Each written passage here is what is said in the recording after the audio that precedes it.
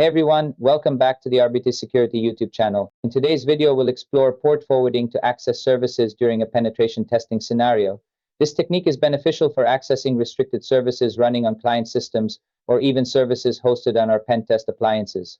We'll walk through a scenario involving local and dynamic port forwarding to access tools like Nessus, file sharing services, and the whole client's network while keeping the setup secure and efficient.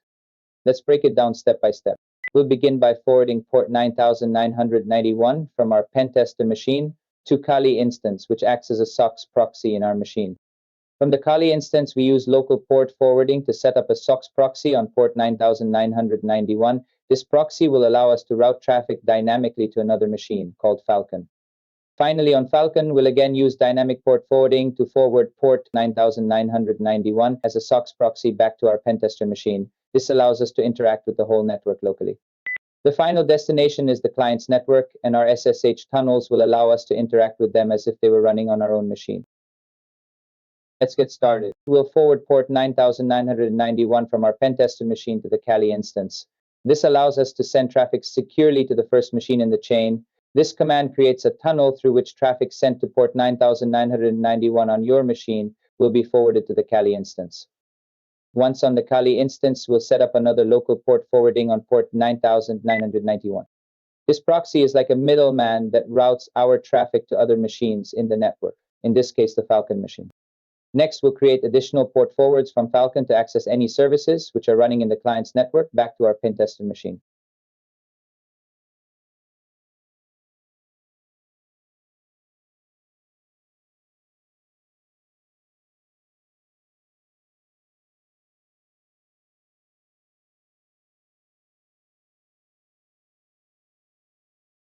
Let's SSH into the GCP appliance and check the status of the Nessus service. If Nessus is active and running, we're ready to proceed.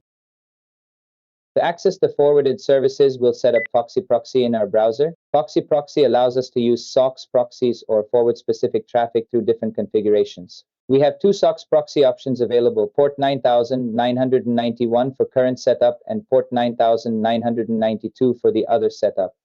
We'll use port 99991 for this video to route traffic through our SOX proxy. Open Firefox and try accessing the Nessus service without enabling the proxy. You'll notice it isn't accessible because the service isn't exposed directly to your network. Next, enable FoxyProxy with the SOX proxy configuration for port 9912. Refresh the browser and you'll see that Nessus is now accessible through the tunnel.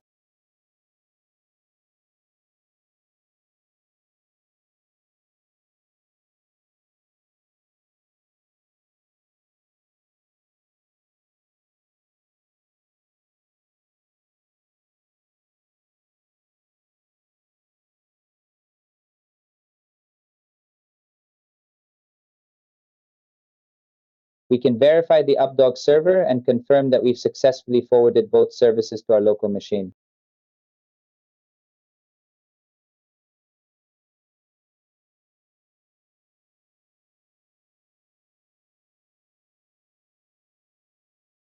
We can also try to access one of the Solr instances running in our client's network, and it's accessible locally. In this video, we demonstrate how to securely use SSH Port Forwarding to access restricted services during a penetration test. We combined local and dynamic port forwarding to create a secure path to services like Nessus and Updog running on a remote network.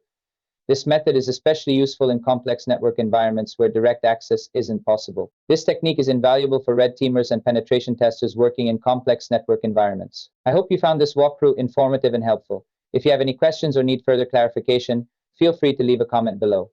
For more information, visit our blog at rbtsec.com/blog. Don't forget to like, share, and subscribe to our channel for more cybersecurity tutorials and walkthroughs. Thanks for watching, and until next time, stay safe and keep learning. RBT Security. Thinking like hackers to protect as experts.